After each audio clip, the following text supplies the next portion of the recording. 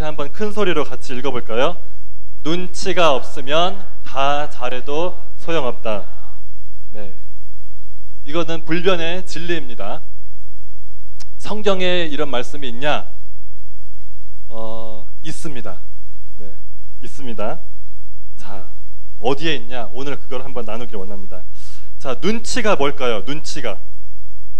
눈치 보는 거네. 눈치 보는 게 뭐죠? 네, 눈치를 다른 말로 하면 뭐라고 할 수 있을까요?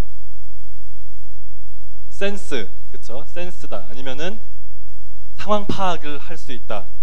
눈치가 뭐냐면은 상대방의, 이건 제가 해석한 건데, 상대방의 마음을 간파하는 것이 눈치라고 할 수도 있겠습니다. 이 눈치가 없으면 힘들어요, 그쵸? 눈치가 없으면 다 잘해도 꽝이 될 수 있습니다. 여러분, 우리가 누구 집에 초대받아 갈 때 그러잖아요. 아, 빈손으로 오세요. 빈손으로 가면 될까요? 네, 절대로 빈손으로 가면 안 됩니다. 여러분, 혹시 누구 집에 이렇게 초대받아 갈 때 절대로, 특히 식사 자리에 초대받으면 작은 거라도 뭘 가지고 가셔야 돼요. 제가 그거를 잘해가지고 그 어떤 목사님, 사모님께 점수를 딴 적이 있습니다. 대학교 때. 저만 가져간 거예요. 근데 이게 작은 건데도 이게 중요합니다. 눈치가 있으면 조금 다른 게 부족해도 커버가 됩니다.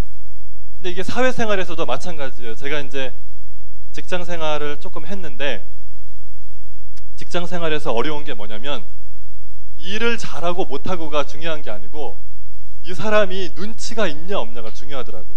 그러니까 상사들이 제일 힘들어하는 직원이 누구냐? 누구일까요? 맞아, 눈치 없는 사람이에요.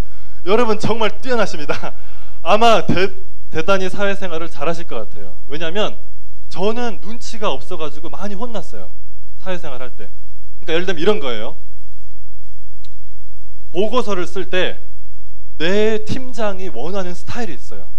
근데 팀장이 바뀌었는데 전 팀장의 스타일을 고수하면 된다, 안 된다? 안 돼요. 근데 이거는 이제 1단계고 2단계가 있어요. 2단계는 뭐냐? 내 위에 팀장이 있고 그 위에 부장이 있어요. 자, 그럼 나는 누구한테 맞춰야 된다? 누구한테 맞춰야 될까요? 네, 답이 없습니다. 답이 없어요. 진짜 답이 없어요. 그러니까 이게 상황마다 다르고, 그리고 누가 더 힘이 세냐에 따라 다르고 여러 가지가 있어요. 그래서 이게 어떻게 말로 표현하기 어려워요. 그래서 우리가 학교에서 절대로 배울 수 없는 것은 무엇이다? 눈치 못 배워요. 이거는 여러분 기도하셔야 돼요. 하나님, 저에게 눈치를 알게 해주세요. 근데 이게 사회생활뿐만 아니라 보면은 교회에서도, 그리고 성경에서도 똑같습니다. 우리는 열심히 해요. 뭐를 열심히 하는데 눈치가 없으면 다 과당이라는 거예요. 그래서 우리가 보면은, 제가 이제 가만히 조금 뭐 보니까 우리가 이제 교회에서 보면 정말 열심히 하는 분들 있잖아요. 정말 앞에서 열심히 하고 헌신하시는 분들. 근데 가끔씩은 하나님의 입장에서 보면 앞에서 열심히 하는 사람들 가운데 시간이 지나고 나서 뚜껑을 열어보면 하나님이 그렇게 인정을 못하는 경우가 있더라고요. 그리고 그 반대로 우리가 지금 봤을 때는 별로 별 볼 일 없는 것 같아요. 좀 조용하고. 근데 시간이 지나면 정말 이 사람을 보니까 하나님이 기뻐하시고 하나님을 정말 사랑하는 사람이 있어요. 근데 성경에서도 똑같더라고요. 성경에서도 보니까 많은 사람들이 예수님을 따라다닙니다. 근데 그 중에서는 예수님을 가장 가까이에서 모셨음에도 불구하고 예수님의 마음을 몰랐던 사람들이 있어요. 그러니까 예수님은 옆에 항상 있는데 예수님이랑 관계는 별로 좋지가 않아요. 근데 어떤 사람은 멀리 있어요. 상당히 멀리 있는데, 그리고 예수님을 매일 만나는 것도 아니고 가끔 만나는데 그 예수님을 누구보다도 사랑하고 무엇보다도 하나님이 인정하시는 그런 믿음의 소유자들이 상당히 많다는 겁니다. 그래서 우리가 오늘 말씀을 통해서 정말 눈치 있게 신앙생활을 했으면 합니다. 자, 여러분 우리 큰 소리로 옆 사람한테 인사해 봅시다. 눈치 있게 신앙생활 합시다. 네, 그렇게 되길 축복합니다. 자, 오늘 그래서 말씀을 한번 보겠습니다. 오늘 38절을 보니까 38절을 띄워주세요. 자, 우리 큰 소리로 읽어보겠습니다. 그들이 길 갈 때에 예수께서 한 마을에 들어가심에 마르다라 이름하는 한 여자가 자기 집으로 영접하더라. 자, 마르다. 여러분 마르다 들어보셨나요? 마르다가 베단이라는 마을에 사는 사람이었는데, 자, 예수님이 이제 베단이로 어느 날 오셨어요.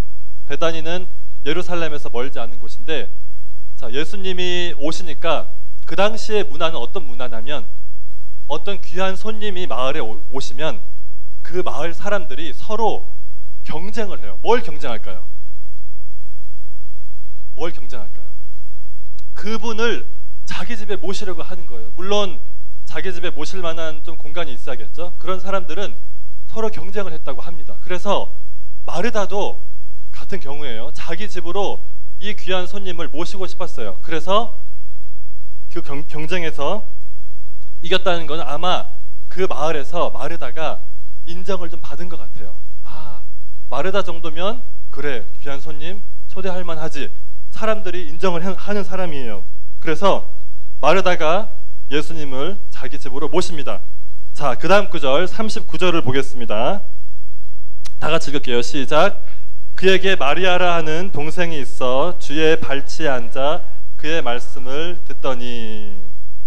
자, 여기 보니까 마르다에게 마리아라는 여동생이 있습니다. 그렇죠? 그리고 마리아는, 여러분 마리아 헷갈리시면 안 돼요. 마리아가 상당히 많습니다. 성경에 헷갈리면 안 돼요. 적어도 한 5명 있어요. 여기에 마리아는 예수님의 어머니도 아니고 막달라 마리아도 아니에요. 베다니에 사는 마르다의 동생 마리아예요. 근데 이 마리아가 지금 뭘 하고 있죠? 예수님의 발치에 앉아서 뭘 하고 있죠? 말씀을 듣고 있어요. 지금 여러분처럼 아주 집중을 해서 귀를 쫑긋하고 말씀을 듣고 있습니다. 그렇죠? 자, 문제 없습니다. 여기까지. 자, 근데 잠깐만, 문제가 없나요? 마리아가 지금 예수님의 발치에 앉아서 말씀을 듣고 있어요. 근데 문제가 없나요? 문제가 없을까요? 있죠. 왜 문제가 있죠? 네, 손님을 그렇죠. 네, 감사합니다. 지금 생각해보세요. 여러분 지금 마음속으로 상상을 해보세요. 예수님이 오실 때 혼자 오셨을까요? 아니죠. 예수님을 따라다니는 사람들이 많았습니다. 그러니까 그 집이 얼마나 큰지는 모르지만 적어도 수십 명은 됐을 거예요. 근데 그 당시에는 어떤 관례가 있냐? 손님이 집에 오면 그냥 가만히 오시도록 하고 장소만 제공하면 끝날까요? 아니에요. 그 당시에는 그 발도 씻어야 되고, 왜냐면 먼지가 많으니까 손도 씻어야 되고, 그 다음에 음식도 대접하고, 물도 더우니까 물도 드리고, 이런 거를 하려고 하면은 이 일이 많았어요. 일손이 필요했습니다. 근데 우리가 그 다음 구절을 보면 이 집에는 하인이 없었던 것 같아요.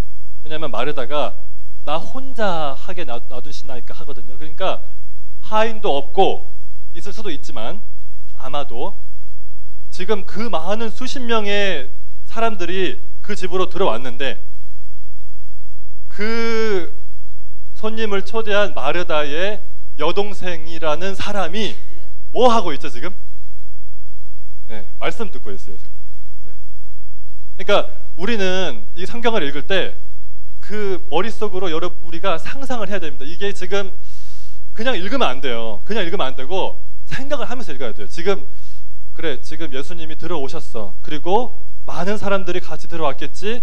날씨는 덥고 먼지도 많고 막 이제 대접한다고 바쁜 중에 있는데 마리아가 왜 거기에 혼자 앉아 있을까? 마리아가 눈치가 있다 없다? 이거는 없는 정도가 아니라 완전히 개념을 상실한 거예요. 완전 그리고 우리가 그 당시에 이스라엘 문화를 조금 더 알면은 이거는 더 이상한 거예요. 왜 그러냐? 지금 마리아가 어디에 있죠? 어디에 앉아 있죠? 위치가 어디죠? 그 38절 띄워주세요. 39절 띄워주세요. 어디에 앉아 있죠? 네, 그 말은 무슨 말이냐? 맨 앞에 지금 여기 앞줄, 우리 지금 제일 앞줄 앉으셨는데 축복 받으실 겁니다.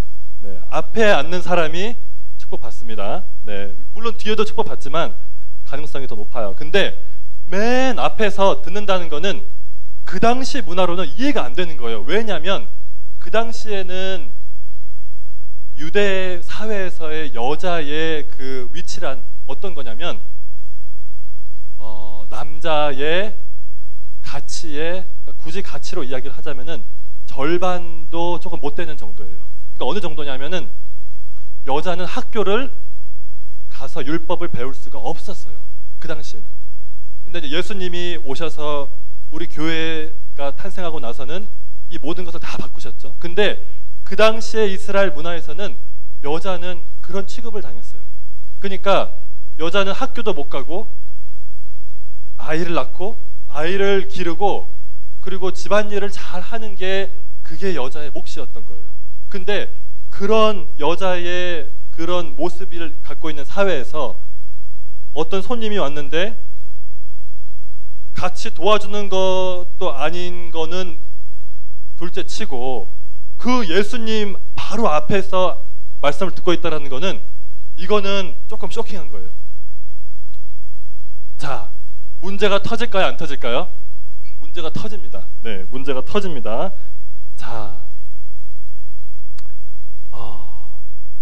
40절을 같이 봅시다. 40절 준비 시작. 마르다는 준비하는 일이 많아 마음이 분주한지라 예수께 나아가 이르되 주여 내 동생이 나 혼자 일하게 두는 것을 생각하지 아니하시나이까. 그를 명하사 나를 도와주라 하소서. 자, 이렇게 읽으면 안 돼요. 성경 읽을 때. 네. 지금 마르다가 뭐 하고 있죠? 예수님한테. 자, 우리가 방금 이렇게 읽었어요. 예수께 나아가 이르되 주여 내 동생이 나 혼자 일하게 두는 것을 생각하지 아니하시나이까. 그를 명하사 나를 도와주라 하소서. 자, 이런 어투였을까요? 아니에요. 자, 생각해 보세요. 예수님은 지금 많은 사람들 앞에서 설교를 하고 계세요. 그쵸? 설교를 하고 계시고 사람들은 조용했겠죠? 그리고 아주 그림이 좋아요. 그쵸? 예수님이 정말 은혜로운 말씀을 하고 계시고 이제 사람들은 잘 듣고 있고 은혜를 받고 있고 그리고 마르다는 열심히 막 준비를 하고 있고 밖에서는 아이들이 뛰어노는 소리가 들리고 새들이 찝쩍거리고 너무 아름다운 광경이에요. 근데 갑자기 그 예수님 앞에 누가 가가지고 짜증을 내는 거예요. 근데 생각을 해보면 예수님한테 지금 모든 사람의 시선이 다 주목되어 있잖아요. 근데 그 예수님한테 가가지고 그것도 여자가, 그쵸? 얼마나 답답하고 억울했으면 이렇게 예수님 앞에 가서 많은 사람들이 다 듣는데 이렇게 말을 하겠어요. 그리고 예수님 그 마르다의 말을 잘 보면은 보세요. 마르다가 참다가 폭발했습니다. 이거는 어떤 거냐면 보세요. 예수께 나아가 이르되 주여 내 동생이 나 혼자 일하게 두는 것을 생각하지 아니하시나이까. 자, 이거는 거의 어떤 말투냐면은 예수님 정말 눈치 없으시네요. 지금 제가 참다가 말을 하는데 예수님 지금 지금 상황을 보세요. 예수님 우리 집에 종도 하인도 없고 지금 이 많은 손님들 제가 다 해야 되는데 제 동생이 여기에 앉아 있습니다. 근데 제가 아무리 눈치를 줘도 꼼짝도 안 하는데 예수님 어떻게 그냥 가만히 있을 수 있으세요? 예수님 눈치 참 없으시네요. 그렇게 예수님한테 따지는 거예요. 거의 예수님을 어느 정도냐면은 예수님 꾸짖는 거예요. 아니 예수님 너무하신 거 아니에요? 지금 이 마리아, 제 말 안 듣는 마리아, 얘 좀 혼내주세요. 이런 말투입니다. 그러니까 지금 상황이 파악이 되시죠? 그러니까 보면은 그 말을 하는 순간 어땠을까요? 갑자기 아주 어색한 침묵이 흘렀을 겁니다. 그렇죠? 그리고 사람들은 다들 예수님이 뭐라고 답을 하시나 지켜봤을 거예요. 근데 우리가 여기서 우리가 너무 마르다를 너무 이렇게 깔보면 안 돼요. 왜냐하면 마르다의 입장에서는 자기가 맞거든요. 억울하거든요. 네. 그리고 마르다의 입장에서는 자기가 이렇게 혼자서 그렇게 열심히 일을 하는 게 이게 여러분 어떻게 생각하세요? 이게 옳은가요? 자기는 열심히 일하고 일손이 부족해가지고 막 허덕거리는데 동생은 그 앞에 앉아 있어요. 여러분 어떻게 생각하세요? 여러분 같으면 우리가 결론을 아니까 좀 생각할 수 있는데 결론을 생각하지 말고 그냥 지금 딱 보면은 마르다가 맞아요, 틀려요? 마르다 맞아요. 네. 우리가 마르다를 이해를 해야 돼요. 마르다는 자기가 옳다라는 거를 확신을 했어요. 그러니까 그 많은 사람들 다 있는데 감히 예수님 앞에 나아가서 예수님한테 지금 따지고 있는 거예요. 너무한 거 아닙니까, 예수님? 그러니까 사람들은 당연히 이렇게 생각했을 거예요. 아, 그럼 예수님이 이제 이렇게 말씀하시겠구나. 마리아라. 자, 마리아라고 생각해 봅시다. 우리 여기 마리아요. 마리아한테 이렇게 말씀하셨을 거예요. 마리아야, 내가 보니까 너 참 설교 듣는 태도가 좋구나.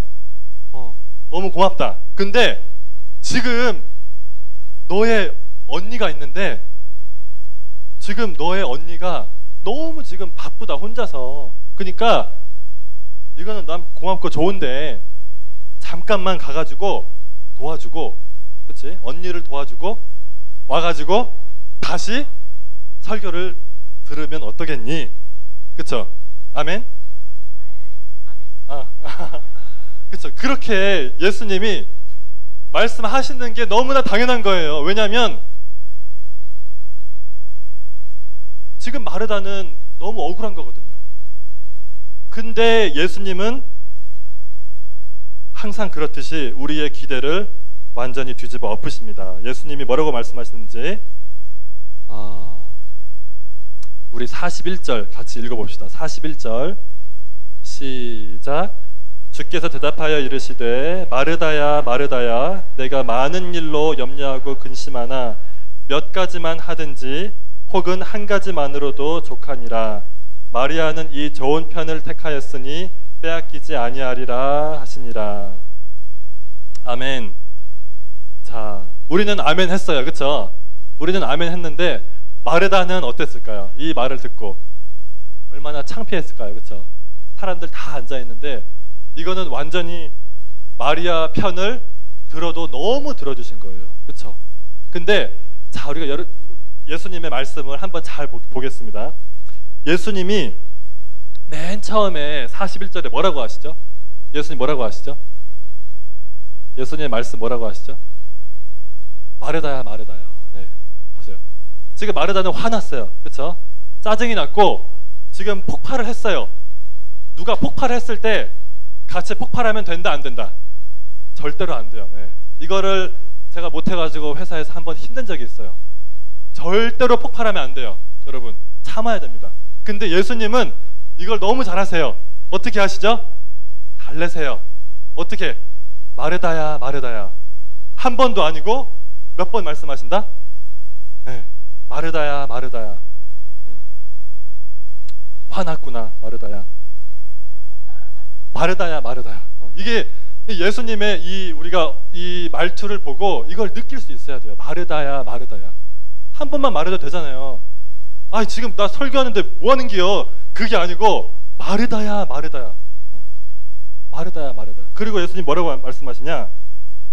예수님이 부드럽게 말씀하시지만 마르다의 마음을 정확하게 진단하세요. 뭐라고 말씀하시죠? 예수님이 마르다야 마르다야 내가 많은 일로 염려하고 근심하구나. 많은 일로 염려하고 근심하구나. 네.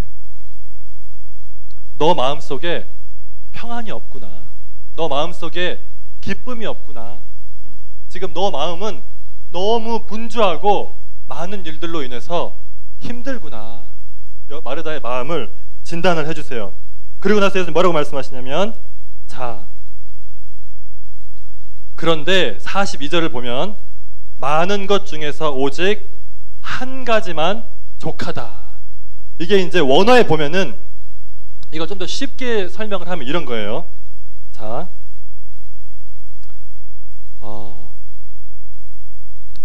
하지만 꼭 필요한 것은 한 가지다. 이런 말씀이에요. 다시 우리 큰 소리로 따라해 봅시다. 하지만 꼭 필요한 것은 한 가지다. 자, 이게 무슨 말씀일까요? 지금 마르다는 뭐 하고 있죠? 음식 준비하고 발 씻을 물 준비하고 여러 가지 하고 있어요. 근데 예수님 말씀은 이거예요. 너 지금 열심히 섬기려고 반찬하고 있고 떡 굽고 있고 고기 막 자르고 있고 하지. 근데 다 좋아. 나도 너가 너무 이렇게 해주는 거 고맙고 감사한데 이거 많은 것은 있으면은 좋지만 없어도 조금 불편하지만 괜찮아. 근데 한 가지는 너 절대로 놓치면 안 돼. 그거 한 가지가 무엇이냐? 그것이 무엇일까요? 예수님이 42절에 설명하십니다.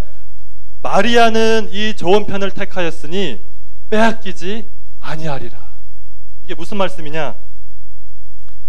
너가 지금 많은 것을 하려고 이렇게 하는 건데 그 중에서 꼭 필요한 거는 딱 한 가지다.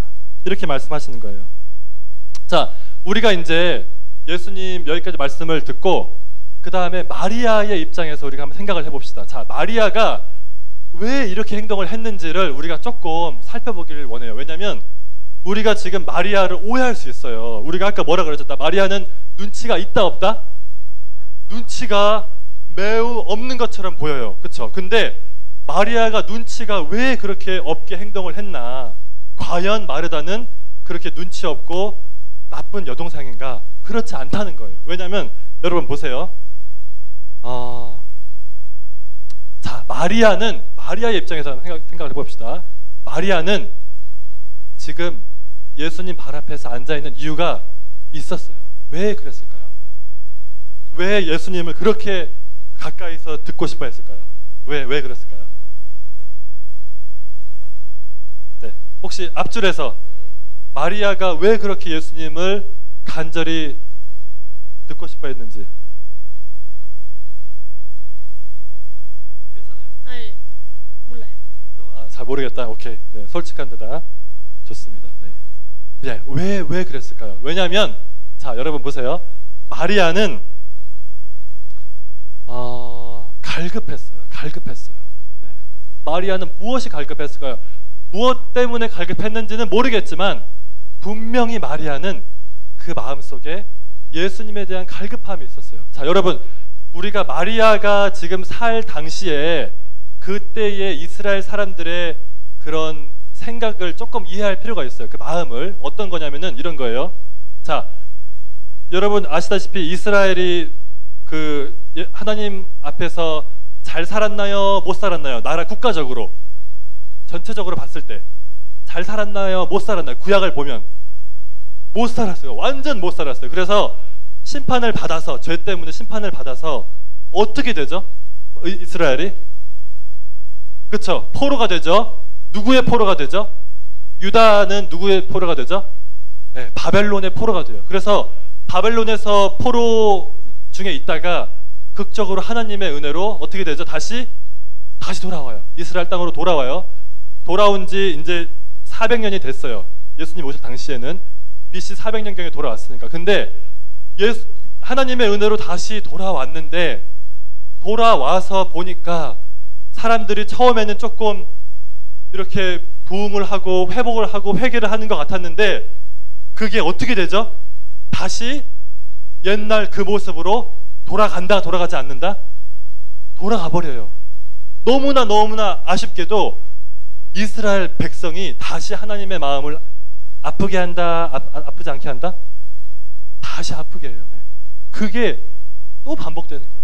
그러니까 이스라엘 사람들은 정말 고민이 큰 거예요. 왜냐하면 하나님이 자기들 이렇게 크게 벌하셨고 그 포로에서도 극적으로 은혜를 베푸셔서 자기들을 귀환하게 하셨는데 자기들의 모습을 보니까 아직도 그 옛날 자기 조상들의 모습과 똑같은 거예요. 그리고 이제는 누가 그들을 압제하고 있죠? 바벨론이 아니라 로마라는 나라가 또 쳐들어와가지고 압제를 하고 있는 거예요. 그러니까 이거는 완전히 완전히 그냥 두 개 다 힘든 거예요. 영적으로는 자기들의 죄의 문제가 해결이 안 되니까 너무나 괴로운 거예요.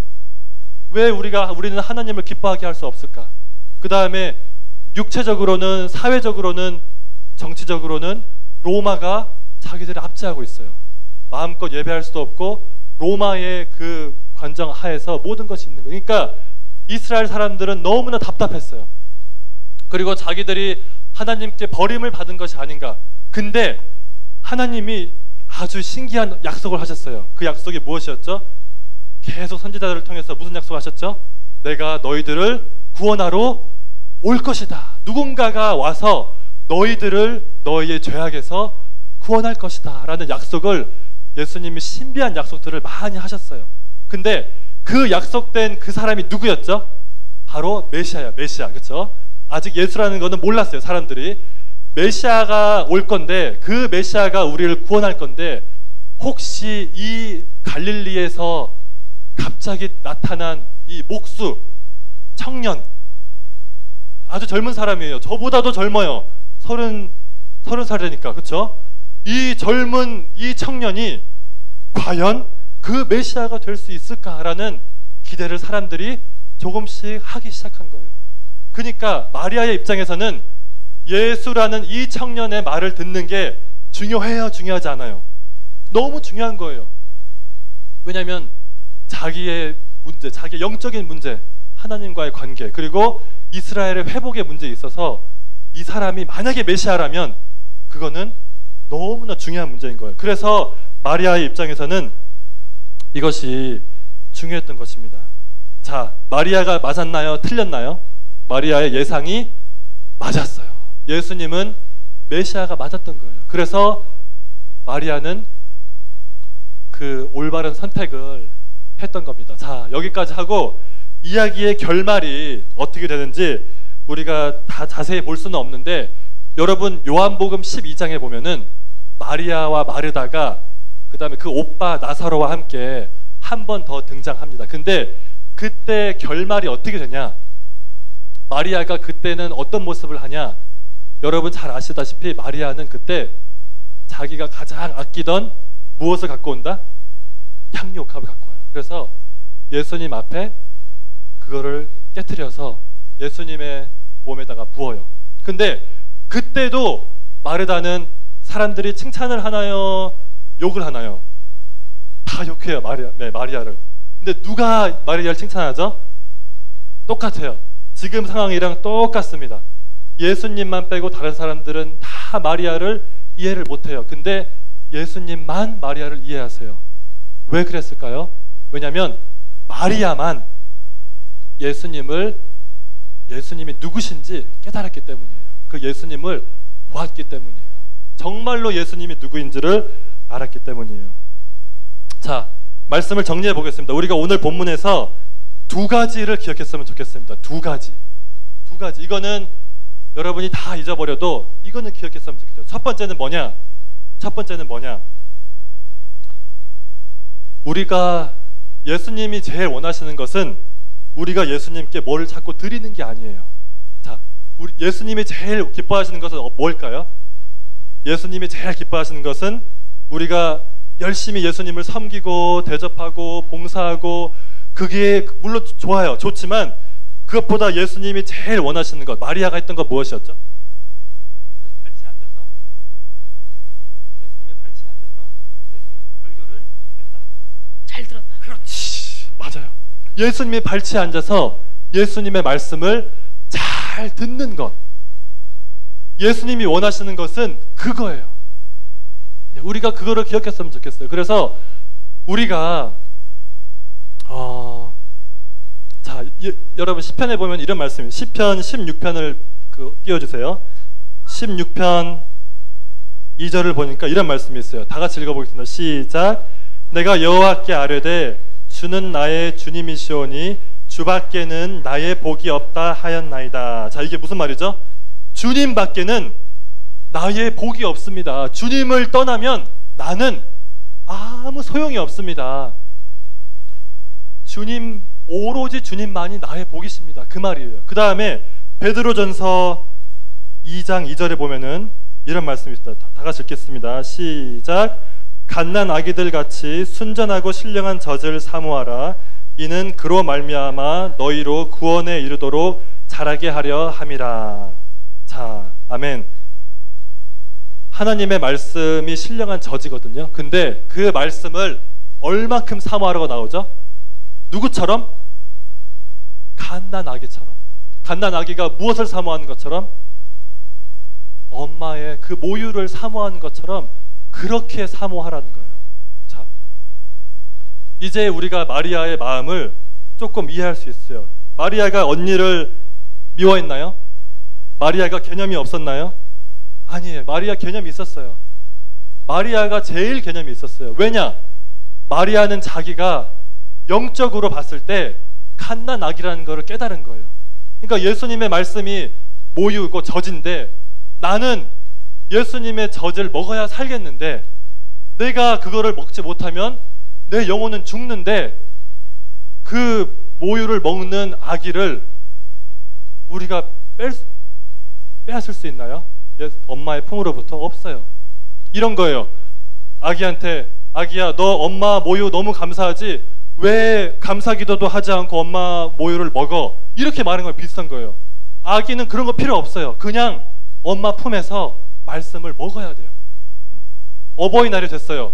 어버이날이 됐는데 갓난 아기가 어머니한테 어머니 나에게 모유를 주셔서 너무 감사합니다. 제가 오늘은 모유를 먹기 전에 감사 카드를 써서 엄마한테 감사를 표현하겠습니다. 그런 거 예수님 원하지 않아요. 예수님 원하시는 게 뭐냐? 아기는 그냥 아기예요. 예수님 품에 앉아서 말씀의 젖을 먹는 것을 원하시는 거예요. 예수님이 원하시는 것은 이겁니다. 이렇게 간절함과 사모함으로 헐떡임으로 우리가 예수님께 나아가야 돼요. 근데 문제는 뭐냐? 이런 헐떡임이 내 마음속에 없다는 거예요. 이런 헐떡임이 마음속에 있으신가요? 이런 헐떡임이, 말씀을 향한 헐떡임이 내 마음속에 있냐라는 거예요. 근데 이거는 절대로 저절로 생기지가 않아요. 우리가 갓난 아기가 혼자서 태어나냐? 아니죠. 혼자서 태어날 수 없어요. 누군가가 아기를 낳아줘야 돼요. 네. 그런 것처럼 우리도 영적으로 예수님을 깊이 만나야 돼요. 깊이 만나고 나면 어떤 일이 일어나냐? 내 마음속에 말씀을 향한 헐떡임이 생깁니다. 여러분, 다음 주 목요일날 우리 어디 가죠? 어디 수련회로 어디까지 가시죠 우리? 네, 강원도 원주까지 가요. 다 가실 거죠? 아멘. 네, 가서 일단은 우리가 구해야 될 건 이거예요. 하나님, 이 말씀을 향한 헐떡임 제 마음속에 저에게도 주세요. 제가 예수님을 만나면 말씀을 향한 헐떡임이 생긴다고 하는데 제가 이것을 원합니다. 그렇게 사모함으로 모두 다 가시길 축원합니다. 아멘. 네, 두 번째는 이것입니다. 예수님을 따르면 우리가 반드시 대가를 치러야 합니다. 다시, 예수님을 따르면 뭐를 치러야 된다? 네. 우리 그 말씀은 한번 띄워주세요. 누가복음 6장 26절. 자, 다 같이 읽어보겠습니다. 시작. 모든 사람이 너희를 칭찬하면 화가 있도다. 그들의 조상들이 거짓 선지자들에게 이와 같이 하였느니라. 자, 마르다가 예수님한테 발끈했을 때 마리아는 사람들한테 욕을 먹었나요? 칭찬을 받았나요? 욕 먹었어요. 그렇죠? 마리아는 그때 욕먹었어요. 누구한테만 빼고? 예수님한테만 빼고 다른 사람들한테는 다 마음속으로 욕먹었어요. 그렇죠? 그 다음에 마리아가 향유를 깨트렸을 때도 마찬가지입니다. 한 사람만 빼고 다 마리아를 어떻게 했죠? 욕했어요. 대가를 치러야 됩니다. 그 말씀 한 구절 더 띄워주세요. 누가복음 14장 띄워주세요. 읽어보겠습니다. 시작. 무릇 내게 오는 자가 자기 부모와 처자와 형제와 자매와 더욱이 자기 목숨까지 미워하지 아니하면 능히 내 제자가 되지 못하고. 저는 이 말씀이 잘 이해가 안 됐거든요. 솔직히 이 말씀이 잘 이해가 안 됐어요. 왜냐면 아니 부모님을 어떻게 미워하라는 말입니까? 근데 제가 이거를 언제 이해했냐? 언제 이해했을까요? 전도사님이 29살에 결혼을 하고 나서 이해가 됐어요. 자, 결혼을 하고 나서 명절이 됐어요. 명절이 됐는데 결혼을 하고 나면 명절 때 바쁘다 안 바쁘다? 왜 바쁠까요? 왜냐면 찾아와서 인사드려야 될 분들이 어떻게 되죠? 2배가 돼버려요. 근데 명절은 기간은 똑같아요. 그럼 똑같은 기간에 얼마나 바쁘겠어요. 그렇죠? 그러니까 바쁜 거예요. 명절 때는 결혼하면 바빠요. 그리고 명절 때가 제일 많이 부부싸움을 한다. 네, 힘들어요. 네. 근데 우리 남학생들 잘 들으세요. 특히 왜냐면 남자가 역할이 너무 중요해요. 자, 결혼을 하고 나면 나는 부모님의 눈치를 봐야 된다, 보지 말아야 한다. 다시, 결혼을 하고 나면 나는 우리 부모님의 눈치를 더 이상 봐야 될까요? 보지 말아야 될까요? 봐야 된다. 오케이. 조금만 지나보세요.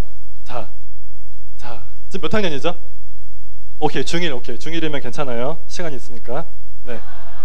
근데, 자, 결혼하고 나면, 잘 들어보세요. 이름이 어떻게 되죠? 우리 세연군. 결혼하고 나면 부모님 눈치를 보면 안 된다. 자, 따라해보세요. 결혼하고 나면 부모님의 눈치를 보면 안 된다. 네. 여자들은 이걸 잘해요. 남자들이 잘 못해요. 그래서 부부싸움이 많아요. 결혼하고 나면 부모님 눈치 보면 안 돼요. 자, 이런 거예요. 예를 들면 이런 거예요. 우리 전도사님 부모님이 지금 해외에 계세요. 해외에 계시는데 이렇게 전화로 가끔씩 이제 부탁을 하세요. 근데 홍수야, 너 이번 명절에 누구야, 큰아버지 있잖아. 거기 꼭 인사드려야 된다. 지금 거기 상황이 이렇다. 그리고 그분이 너 얼마나 어렸을 때 이렇게 아껴주시고 너 키워주시고 한 거 알지? 인사드려야 돼. 거기 가면 된다, 안 된다? 거기 가면 된다, 안 된다? 자, 그러니까 어느 선까지는 돼요. 그러니까 제 이제 아내가 참 고맙게도 힘들지만 기쁜 마음으로 자녀들을 데리고, 어린 자녀들을 데리고 같이 가요. 근데 어느 선이 되면 가면 된다, 안 된다? 가면 안 돼요. 가끔은 눈치를 줘요. 자, 눈치를 줬다는 거는 이미 때가 늦었다는 거예요. 눈치를 주기 전에 잘했어야지. 그쵸? 눈치를 줬을 때는 가면 된다, 안 된다? 그때는 가면 큰일 나요. 평생 후회합니다. 정말 예. 여러분 기억하셔야 돼요.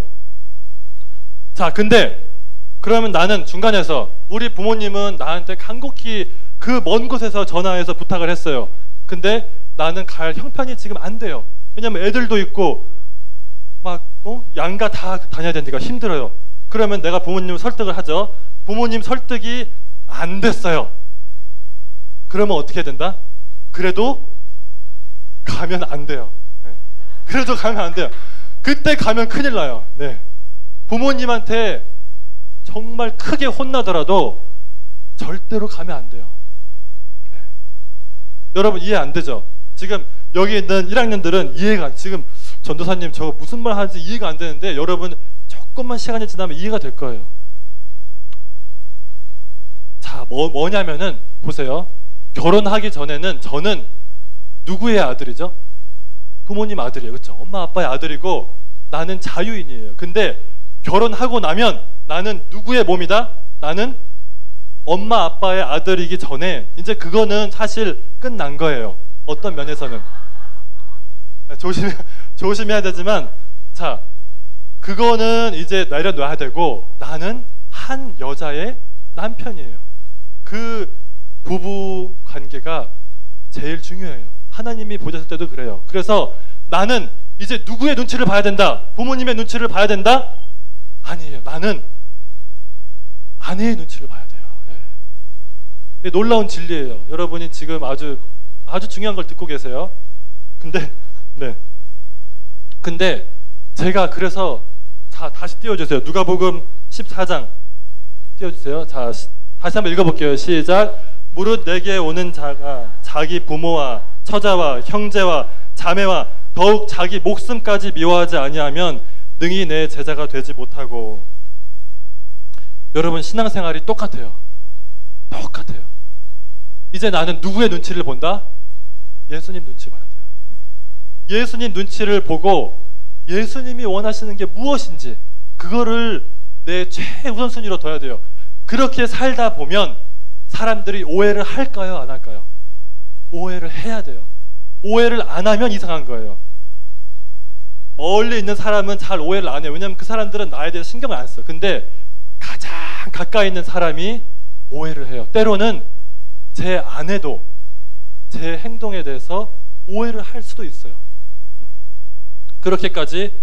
그래서 우리가 여기에 나오는 말씀이 미워한다라는 게 그런 말씀입니다. 자, 그래서 우리가 우리의 삶을 돌아봤으면 좋겠습니다. 예수님 말씀하셨습니다. 마리아는 좋은 편을 택하였다. 여러분, 우리의 선택이 우리의 일생을 좌우합니다. 아멘. 근데 우리는 어떤 선택을 하고 있나요? 내가 주님 앞에 가서 무엇을 자꾸 드리려고 하는 것보다 주님의 마음은, 주님이 정말 원하시는 것은 뭐냐? 내가 주님 앞에서 받는 거예요. 주님께 받는 거예요. 주님의 사랑을 받기를 원하세요. 그것이 주님이 주시는, 나에게 주시는 눈치예요. 그리고 내가 주님께 받는 것에 있어서는 대가를 지불해야 돼요. 여러분이 다음 주 목요일 날 수련회에 가면 여러분 대가 지불해야 돼요. 여러분 친구들이, 여러분 선생님이, 심지어 부모님이 반대할 수도 있어요. 대가를 지불해야 돼요. 근데 나는,